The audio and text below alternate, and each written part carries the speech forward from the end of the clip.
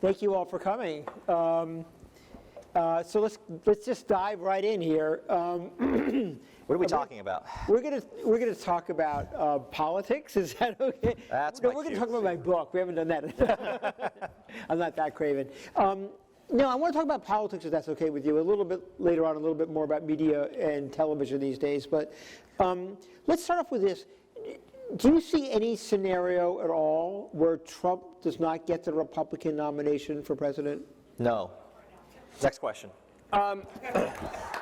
Look, any scenario at all, I hate the prediction business, but it's very clear that if he's convicted, which I don't think will happen on a timeline, but let's say that happened before a convention, that there could be some kind of reckoning with reality within the Republican Party. But I think everything we have seen suggests that the incentive structure that drives polarization and hyperpartisanship has made them all fall in line behind somebody who most of them know is beyond deeply flawed, right? I mean, somebody who tried to destroy our democracy on a basis of a lie, but there's a cult-like mentality which has led them to all fall in line.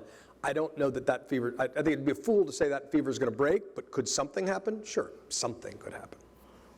Although I don't know that being convicted before the convention would make any difference to the nomination. You know, I think, you know, increasingly we speak to a lot of people, you know, a lot of MAGA supporters who would, you know, back Trump regardless of the legal cases, and so I think, you know, let's say even in terms of the trial timelines, you know, if you look at the New York hush money case, which is most likely to go to trial first, maybe they go to trial in March as it's been set. You know, even if he's convicted by the kind of convention, I don't see really a scenario where, you know, kind of his MAGA base would decide not to kind of support him.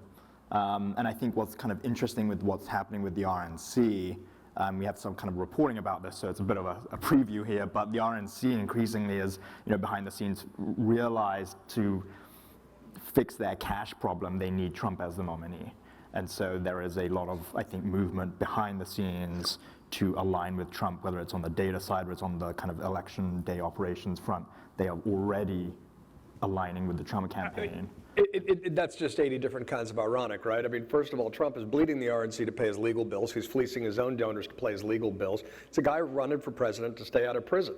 So this is this sort of bizarre cycle of grift and Stockholm syndrome playing out in real time. I will say there's a New York Times poll I cite a lot from last summer, and so it's last summer, but it delineates the breakdown in the Republican Party too. In a useful way. 37% of Republicans, according to that poll, would support Trump no matter what, right? Including, you know, dictator for life, you know, presumably. 37% are persuadable, which is, you know, that's typically the people who you need to reach in a democracy. And then 25% will not support Trump under any circumstances. You know, I won't speak for my wife, but who's a Republican. But you know, that gives a good sense of kind of what's beneath the hood. And the thing is, a loud 37% can apparently intimidate everybody. Yeah, so there's a consensus here that there is no way, even if Trump is convicted, that the Republican convention would deny him the nomination. I mean, I think we live at a time now where committing a crime, it isn't disqualifying in the Republican Party, it's a resume enhancer, apparently. You look at the people that he has surrounded himself with, who he gave pardons to as he went out the door of the office, people who had committed crimes, people who had committed grifts against their own supporters, people like Steve Bannon, who got a pardon. You look at what their vocabulary is right now with regards to the January 6th terrorists, that they are political prisoners, you know, hostages. That they are hostages that need to be pardoned the minute that he resumes office. Being a, you know, for a party that masquerades as the party of, quote, law and order, it's remarkable how many of them are part of a massive criminal enterprise at this point. And then just jumping ahead a little bit, do we think that a conviction, and I realize we're not sure for a lot of reasons whether this will happen before next election day, but would that hurt him with independent voters, moderate voters? Will that hurt him at the polls with some Republicans? Is there any way to guess? Yes, all polls suggest that. Okay. Yeah, although I think it depends on the case. I mean, the federal January 6th Correct. case, you know, I think a lot of people see that as that was an attempt to overthrow democracy. I think people see the classified documents case in a different light. There was a real clear politics. Well, that's the one that's least likely to happen Right, before the right. election. But yeah, I agree. The Jack Smith case is the real deal. Yeah. Although I will say I was early, partly as a result of the Lincoln book, a believer in the 14th Amendment, Section 3. But we'll see how that all plays out. Yeah, it hurts him in the general, doesn't in a Republican primary. Okay. Let's talk Nikki Haley for a second. Nikki Haley is the other Republican who's still in the race, for those who've lost track. Should she keep pressing on, do you guys think? What's your opinion on this? You know, there's an old adage, hell hath no fury like a woman scorned. Donald Trump is running around saying everything he can to insult Nikki Haley. If you're Nikki Haley, listen, you're not elected to anything anymore. There's no prize waiting for you in this Republican Party no matter what you do. Why on earth would you make life easy for Donald Trump at this point when he is running around, he is threatening to have you investigated, he is making fun of your appearance, his full sexism and misogyny is on display? If I'm Nikki Haley, I'm just saying to stick it to him, because why wouldn't you? Yeah. Yeah, I think, you know, an argument, as long as she's got money, which unfortunately is the practical lifeblood of campaigns, then I think she can and should stay in. I mean, she's got a point, right? I mean, put aside the fact that I genuinely didn't think after, you know, the Republican Party would renominate someone who tried to destroy our democracy on the basis of a lie, which is, you know, a statement of fact, not opinion. That we've had 2 states vote, right? That contains roughly 1% of the population of the United States today. This seems like an awfully high standard to just sort of rubber stamp a campaign to a coronation. I also think the media and a lot of analysis made a mistake in not fully appreciating that Trump is campaigning as an incumbent, right? He's an incumbent within the party for all intents and purposes. But if you've got all these problems coming down the pike and she's got the money to continue and she's got a moral case to make, then why wouldn't you stay in? Just Well, it's the right thing to do for democracy. is she hurting herself? I'm asking, not arguing. Is she hurting herself, assuming she tries to run again in 2028 as a future candidate in the Republican? Because she struck me as an impressive candidate, no? Look, campaigns are about contrast. I think the biggest mistake the Republican field made was tiptoeing around Donald Trump for months because they were afraid to offend. What you need to do is be a happy warrior in politics and create a clear contrast and have the charisma, that kind of common sense and convictions. And I think too many of them didn't do it. Yeah, Ron DeSantis' campaign was over the minute that he wasn't willing to take a swing at Donald Trump. I mean, how do you run for a position and say the main competition, who is by and large the leader of the pack right now, I want you to vote for me. I want you to give me your money and support my campaign, but I am not going to say a damn thing about the guy who I need to beat, but you should still support me no matter what. Who cuts a check to that guy? I mean, too many people did, but, you know, look how it ended. $200 million later, yeah. But the fear is, and I guess it's the fear with Nikki Haley 28 and the fear with DeSantis now, and I'm not disagreeing with you, is that you pay a price for attacking Trump with what the Republican Party is today. No, John? No, I don't think now's a particularly good time in American history to make tactical decisions about what's going to happen next cycle. Okay. Right? I think we got a clear and present danger at the heart of our democracy, and you do what you think is right. Because everyone should be all in as citizens right now, and that should extend especially to candidates. Also, you know, cults ultimately end. One day this fever is going to break, and the people, you know, and a lot of people are going to pretend they've been members of the resistance since the beginning. Right?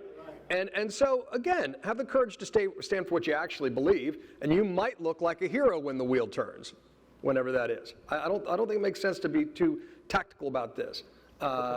You know, our democracy seems bigger. This is country over party time, it seems to me. I'm going to remember that fever line for. What's that? I'm going to remember that fever line for a long time. I hope you're right. Let me back up a little bit on this. It's clear, assuming that Trump does have the nomination, which we all seem to think is the case, we're now heading into what I believe to be the longest campaign in the history of modern presidential politics. A couple of questions.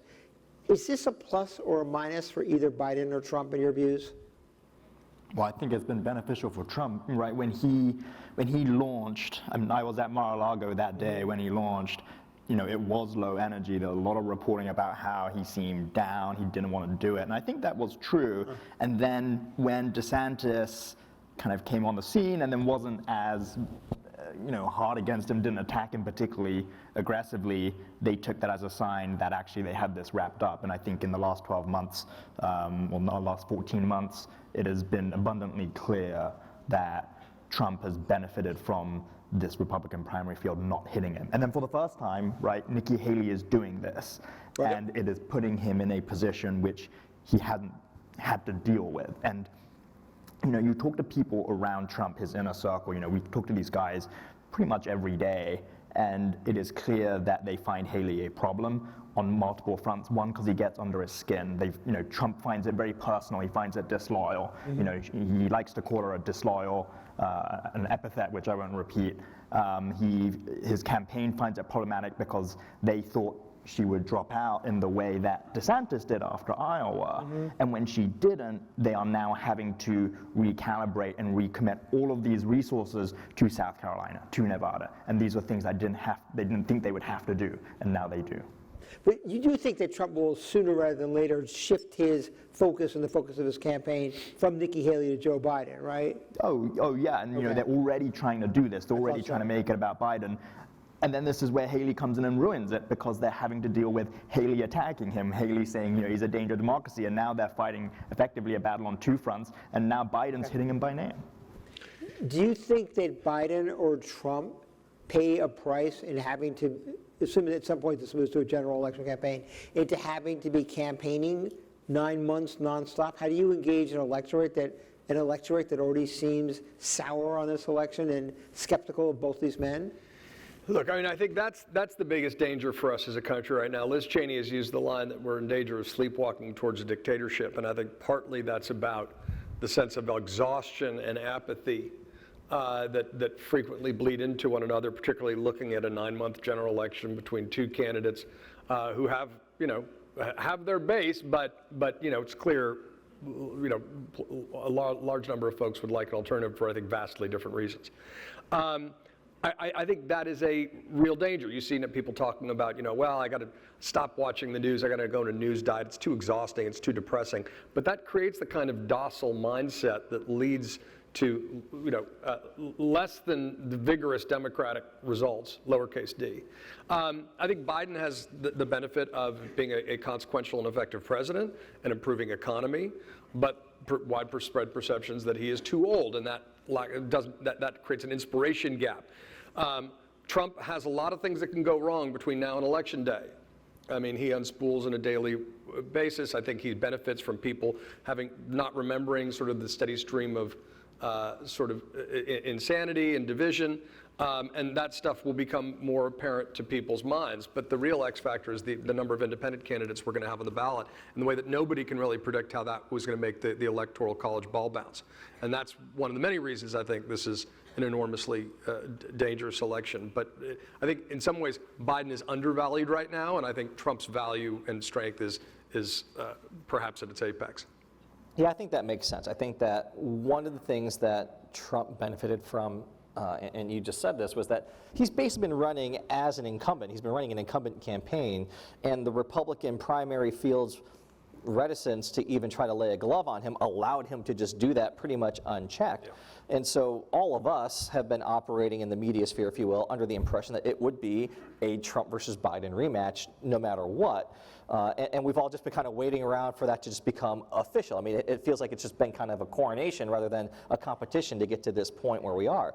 I think the one thing that President Biden has in his favor is, one, he is the President of the United States. So he does get to do things that no other challenger for the presidency gets to do. He gets to stage himself in a way that no one else gets to. He's going to deliver a State of the Union address someday, maybe, depends on what March.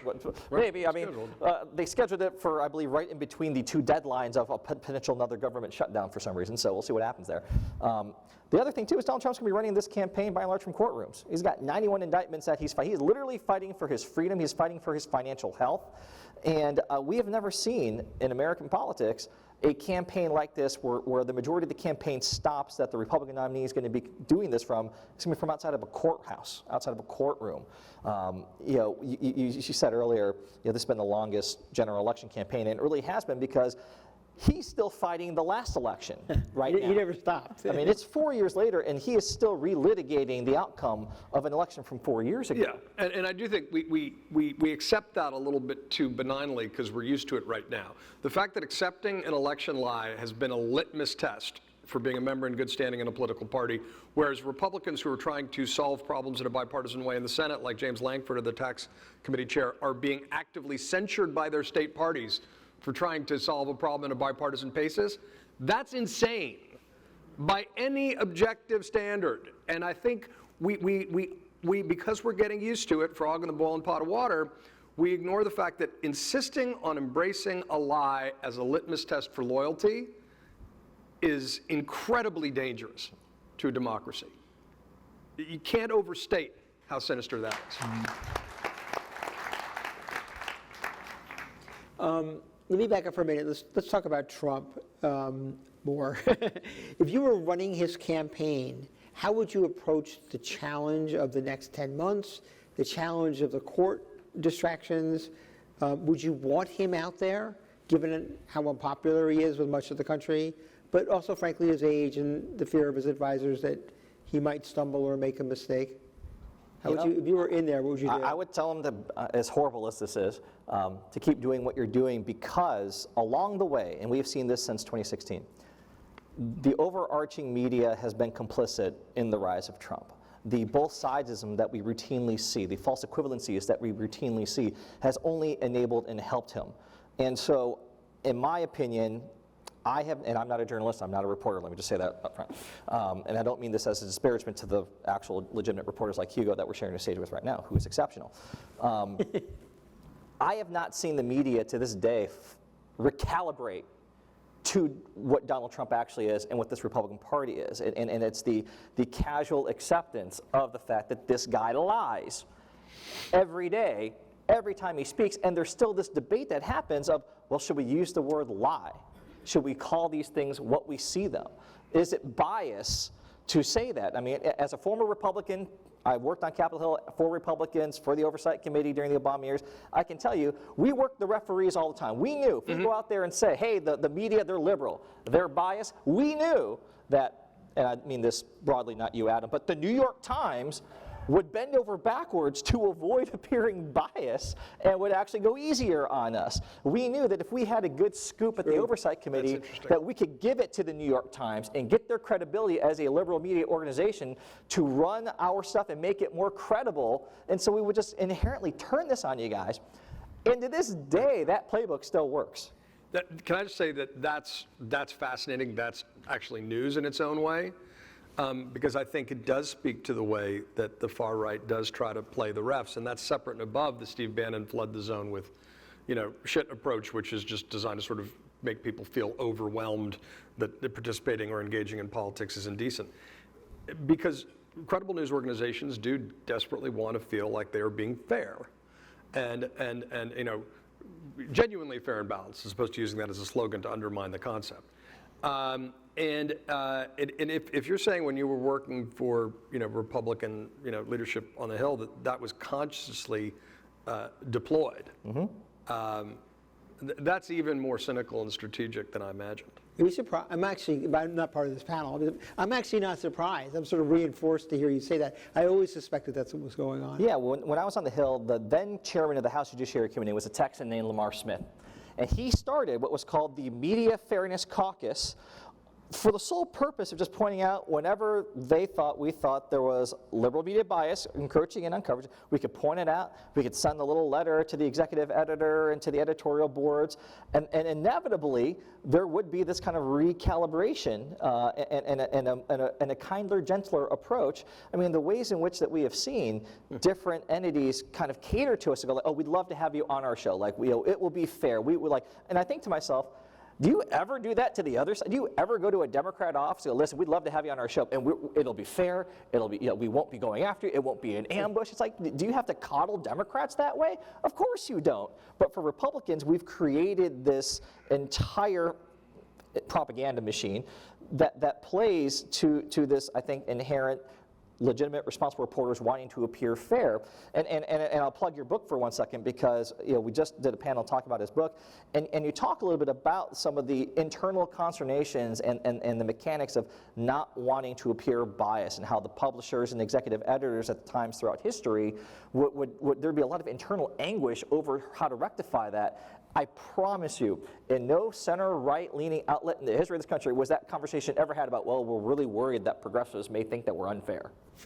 And this is all true. Like, the Republicans are very good at this, and the Trump campaign is, and kind of bringing it back to your original question about how you would run the Trump campaign, the Trump guys are very good at this. They know exactly how to play reporters off each other. They know the kinds of things that incentivize reporters. There's a whole good cop, bad cop routine they like to do. There is one senior Trump advisor who regularly says, if you run the story, lose my number, never talk to me again. Never happens, they always come back. This is the fundamental problem with, and I'm not pointing my finger at you, but I do think, you need to judge people based on their record, and access journalism has its limits. Frequently it leads to bullshit. It leads to people trying to curry favor on the inside with people who are actively playing in bad faith. And I think that for me, and I come at this from a columnist, editor-in-chief, analyst perspective, but someone who genuinely cares about bipartisanship. I've written books about centrism and standing up to hyperpartisanship and polarization. The currying favor with the people who are on the in, so I've got access to the inner working of the campaign, where inevitably there's going to be some sort of beat sweetener article about how this Trump campaign is far more professional than previous, and it's really due to these three people because they're giving me access. So that I don't think it necessarily serves the cause of truth or democracy. This is complex stuff within the context of journalistic ethics, because you do need to be fair. You need to understand why people of good faith might vote for Donald Trump even this time around, and what separate out the people who are maybe motivated by worse impulses from ones who have legitimate concerns, which lead to things like finally taking border security seriously, which we're seeing on Capitol Hill. Those all need to be calibrated, but I do think if they're playing you in bad faith and trying to run on an authoritarian platform on the basis of having already done what they did around January 6th, the currying favor in the short run to get access, I'm not sure that's leading to as much light as we might hope. I think that's right, and they also play these games in very subtle ways, I think, and this is not stuff that really, I think if you're outside of the kind of media or kind of report ecosystem you see is, for instance, with cable networks carrying town halls, the Trump campaign will pretty much insist to the cable networks that they want one specific person to moderate. For instance, with, Jake Tapper suggested at CNN that he moderate a town hall, and the Trump campaign was not going to have it because they knew, Jake would be really tough on Trump, so to speak, whereas if they went with a different cable network or a different host, then especially someone who had to cover the Trump campaign day to day, the questions would not be as aggressive, and they like that. And just one other thing that kind of comes up a lot with respect to the campaign is how much they have to navigate the legal problems and how that fits into the campaign as a whole. I think there was this idea last year that Trump would be spending an inordinate amount of time litigating the campaign from a courtroom. I think the way that his legal team has been able to file appeals in his criminal cases, at least, in a way to delay them, has been very successful. In fact, we were at The Guardian, we were trying to sketch out kind of how these timelines might fall, and for instance, with the DC case, which I think we all agree is the most potent to him, if he is successful in delaying out these appeals, we're currently waiting on the decision of the immunity appeal at the DC circuit.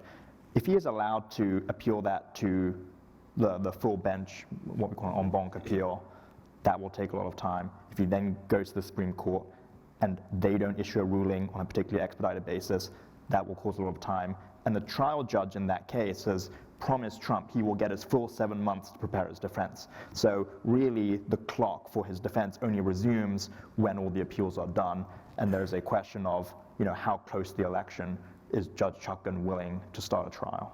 Do you agree, I think Maggie Haber, my colleague, wrote this, that Trump has benefited, at least for the Republican base, from this ongoing litigation, that he has turned it into a campaign platform, into a tool to advance his campaign? Again, Republicans for now only. Well, he has, but he has because none of the other Republicans that were his, quote, competitors were willing to use it against him. They all rose to his defense. They all said, oh, yeah, the Justice Department system it's a sham, it's rigged against you. They all took the Trump talking point of his greatest vulnerability and defended him. And so once your opponents are shielding you're like, yeah, it's going to benefit you. Yep.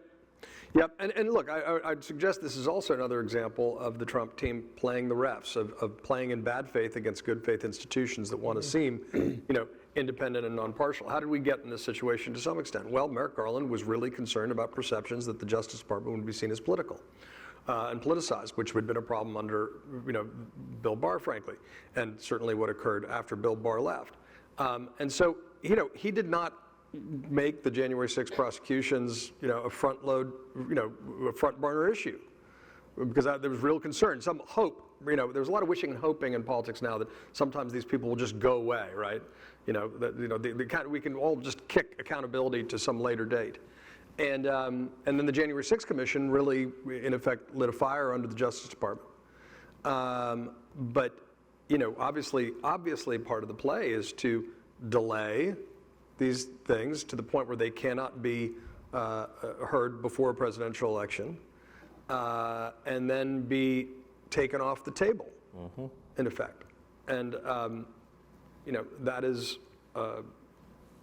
has profound implications for our country, for a country of laws. It's quite clever, actually.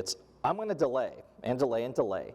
And then when you actually pick it up at the end of the timeline, I'm going to say, well, it's close to an election. How dare you bring this up right now? Never mind the fact that it's because I delayed it for so long. We're going to move on from Trump in a second, I promise. I'm going to ask the same question about Biden. But I do want to ask this one thing, because you guys are talking around it a little bit.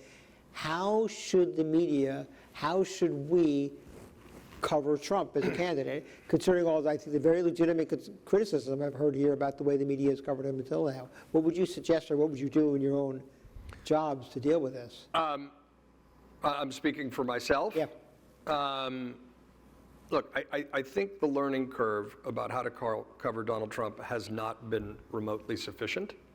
I think the fact that newsrooms are still debating for the very best reasons whether you should cover Donald Trump like any other candidate is not sufficient to the unique challenge to our democracy that he represents. I think a couple of clear takeaways I think are important. One, you don't do the podium shot, the motorcade. You don't let him suck up the oxygen of attention, because that's what he wants more than anything else. I think you don't take his remarks unedited unless they're promised to be of and deliver on the real news, right, real policy. But bloviating in front of a camera when the chance of lies and are right up here, you don't necessarily take that live. We're going to watch what he says, and then we're going to give you, we're going to give you an excerpt, right? Because even a victory speech after, even a set news event like a victory speech after winning in New Hampshire? No. I think actually that's a moment where you do, and you actually want to take, in my mind, take the whole thing, because if you only take the briefly gracious remarks at the top, you're going to miss the dissembling towards the back end. Right. And I think you got to be very careful to not both sides things, and you need to have the ability to have anchors and analysts who can do something like fact checking in real time. Yeah. And that's where I think context is really, really key. I think, in an era where information is everywhere, I do think that the value in news organizations, and different news organizations are going to have different zip codes. They're going to have different responsibilities or opportunities. But I think you need to be offering people something more than the mere flow of the information. You need to offer analysis and context and history and fact checks, and those things are not biased or partisan. They are completely consistent with the job of telling the truth. Yeah, I look at the litany of things that Donald Trump has said over the last 7 years, and I wonder, how would those be chronicled if the exact same words were said by Vladimir Putin, or someone that is widely acknowledged and accepted as a dictator, authoritarian. And I wish that the standard that newsrooms in America would use is close your eyes, pretend it's not Donald Trump, pretend it's someone across our shore saying that. How would you write about that? How would you chronicle that? What vocabulary would you use? And use that same standard for Donald Trump. I will say, I mean, Well, you are across the security, you're the Guardian. Well, Guardian in Washington, at least, and I think this is something that I think as a justice beat, because I cover the Department of Justice, we have become more cognizant as a group of, and we talk about it as a group more, is being very blunt in our coverage. When we write about Trump and his attempts to delay his criminal cases, we say so. And including kind of your colleague at the Times, people like Alan Foyer, we have started to write in very blunt terms that if the reason why Trump wants to delay is not because he thinks he's actually got a case for presidential immunity, it's because he knows that if the circuit courts take it up, if the Supreme Court takes it up, and he can delay these beyond the election, he can appoint an attorney general that will dismiss the charges, or he will try and self-pardon. And I think it's very difficult, right? Trying to fact check Trump in real time, for instance, is it's a fire hose of shit. Lord, good luck. I mean, I also think too, just the both sidesism, not every story needs to follow the same structure of there is a conflict. Here's what Republican A says, here's what Democrat B says, and they are the same. It's really not, because one side, more often than not right now, is just lying and making shit up. Not all opinions are the same. Not all things should be weighted as equal, because there's not fact and truth should be, especially by the professionals who get to decide these things, the editors, the people at the copy desk, the people whose job it is to be the filter so that the American people can be well informed. They should not be presented on the same level, and omitting lies is not being biased politically. And facts are the center that we should steer for. But I'm going to actually have a question for you, Adam, because you just written this history. And this is an interesting and I think important and relevant question. Should journalism have a pro-democracy bias? Wow, that's a good question. I don't like the way you frame that question, but I guess my answer would be yes. I'm so averse to the word bias, but Me too. Yeah. But I'm using it in the most intentionally in a loaded way, because it implies okay, we're going to put it through a certain prism because that's part of.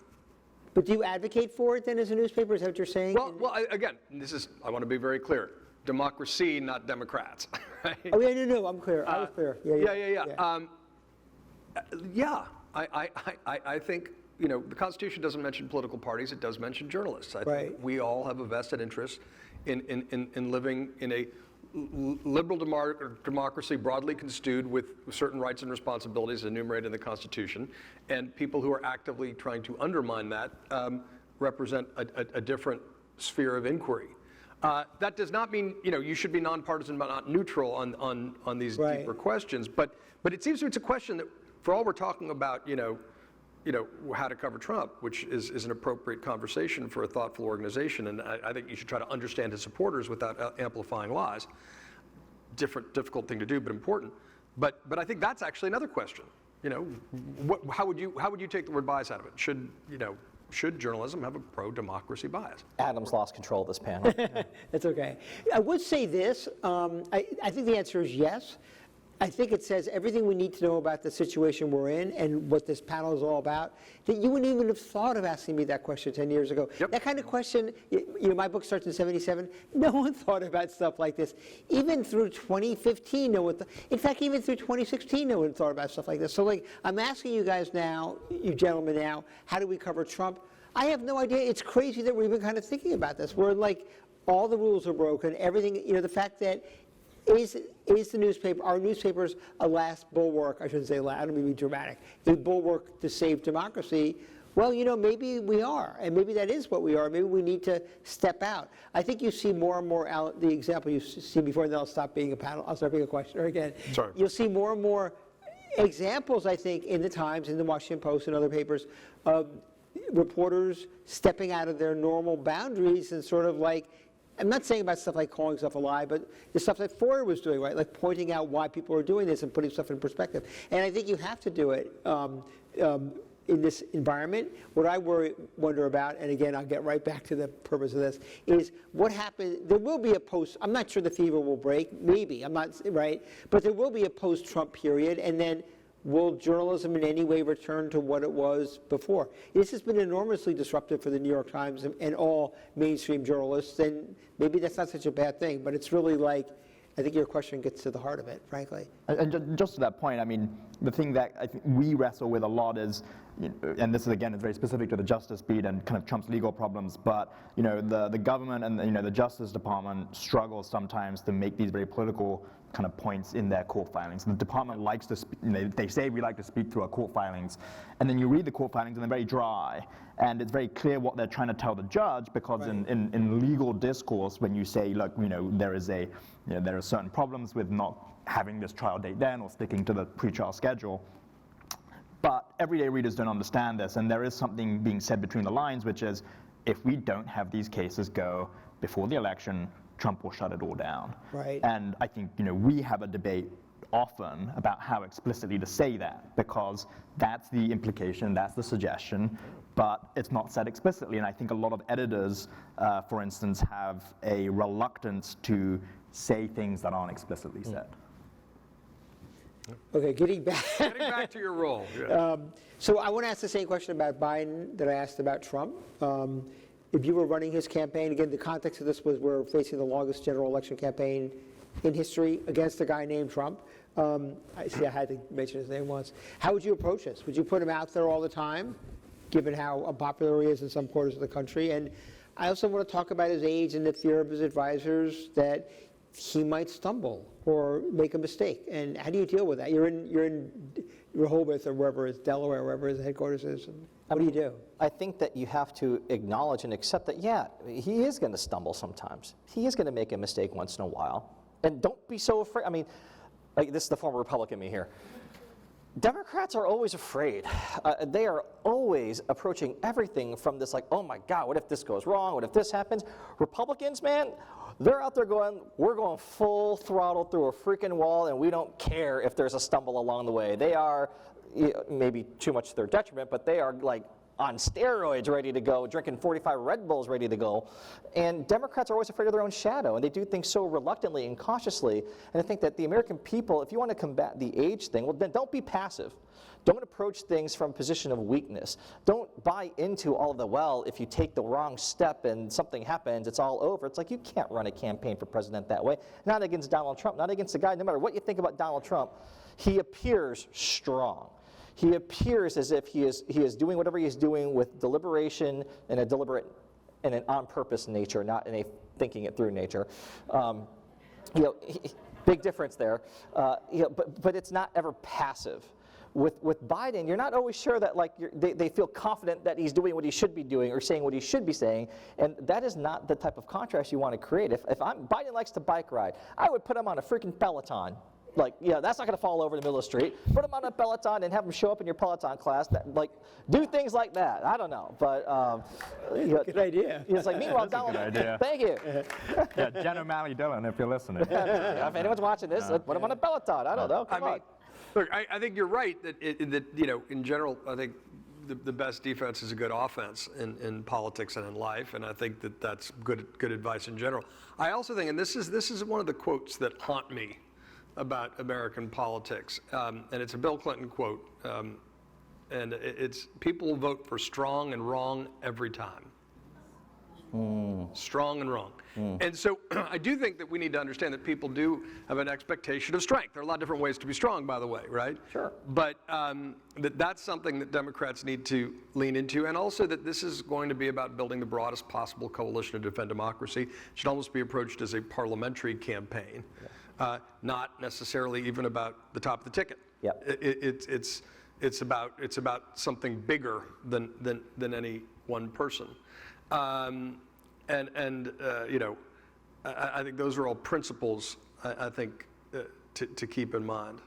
And also talking about the accomplishments. I mean, for example, I was talking to a member of the Biden administration, not cabinet level, but I said, I had a hard time finding the statistic, but in the first 2 years of the Biden administration, there were over 300 pieces of bipartisan legislation. right? Including the infrastructure bill and the CHIPS Act and things like that, which actually we're going to have transformative effects in the long run in terms of strengthening the middle class, which is one of the most important things in our politics that's consistent with what he believes. And this person said to me, she said, "Really? Okay, so that seems like something that's worth knowing, and having sort of,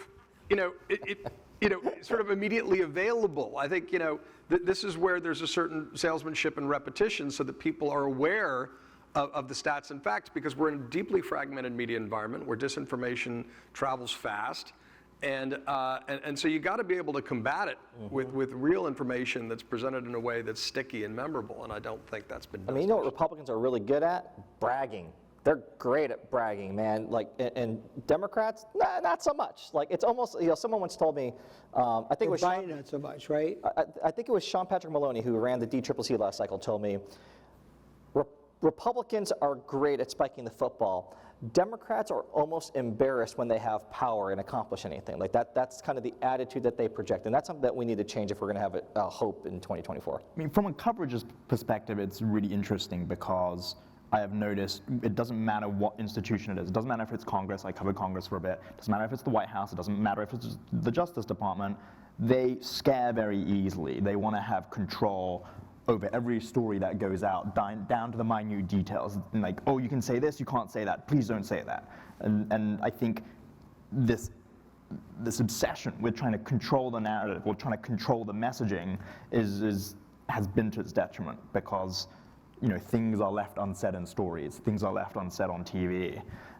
Whereas with the Trump campaign, it's very free-flowing. Like, the big thing with the Trump guys is, they leak like crazy. They leak, and reporters love that, because then they're like, oh yeah, I got a scoop. I got this exclusive. Yeah, and they're being totally totally manipulated. Yeah. Yeah.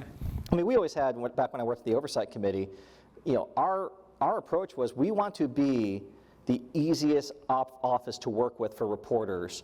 Whether you agree or disagree with what we're doing, if we are easier to work with than our Democratic counterparts, we're going to have a better chance of having stories go our way. And inevitably, I mean, when you look at the history of the Oversight Committee, things like Fast and Furious, things like Benghazi, people might look back now and go, oh, that wasn't what it was made out to be. But the reason why it was able to become what it was in part because we were better at working with the media than our Democrat counterparts were. I think Democrats are really not good at working with reporters. No, they're terrible at it. Yeah. Why do you think that is? Is it because Democrats It's because what you expect said. more? It's because they want to control everything, and they're scared of everything all the time. I never once called a reporter saying, hey, I got this great email from Secretary Tim Geithner. You want to read it? I never worried about that conversation. I'm like, here it is. It's going to be what it's going to be. I didn't worry about how to write the story. That's your job. You're going to know what to do with that, I trust, and I'm going to move on with my day. Democrats would go, we have this email. Now listen, if you are going to look at this email, there are 7 things I need you to do before you can look at this email. And it's like, really? What are these? Like, come on. No, it's 100% true. This is literally how it works. You're looking at, like Kurt is describing how the sausage gets made, especially on the Hill. Yeah. And the Hill is such a source of like information, and it's, members of Congress are really good at messaging. Well, some of them are really good at messaging, and I feel like especially Democrats are held back by whether it's the Speaker's office or the D-Trip or these. Right, there's a lot more hierarchy and bureaucracy. Democrats love bureaucracy. Yeah. Republicans are just like independent actors doing whatever they want, which is, again, if you're a reporter, that's fantastic. But if you're wondering sometimes, well, how is it that all of these Republicans get this message out? Sometimes it's as easy as this. It's because they're easy to work with. We have 2 minutes left. I want to ask 1 or 2 more questions if I can. Stepping back a bit, there are some Democrats who still think Biden did a disservice to his party by not stepping aside and letting someone else run. Do you think that's true? Do you think that he is the strongest candidate the Democratic Party had/has? Answer that either way you want, to run against Trump. Look, I wrote a column about this. This is not an easy call. I think if he had resigned voluntarily, it would have set such a clear contrast, and he would be regarded as one of America's greatest one-term presidents. Does anyone disagree with that? I think that's seemed right. Absolutely. Okay. But giving up the power of incumbency with the threat of Trump running again as effectively an incumbent is a lot to ask, particularly when you don't know the outcome. And I also do believe, that if Trump wasn't the nominee, I don't think Biden would necessarily be running. I agree with that. So these two things are tied together. And I think, given the stakes, giving up the power of incumbency is itself really risky. I think if it was actually just about his own legacy, I think I think he would be well regarded in that regard. So what you think, very quickly, you think that he thinks he's the only person who could beat Trump? I think he thought that in 2020, and I thought he was Yes. correct, but you think that's still true now?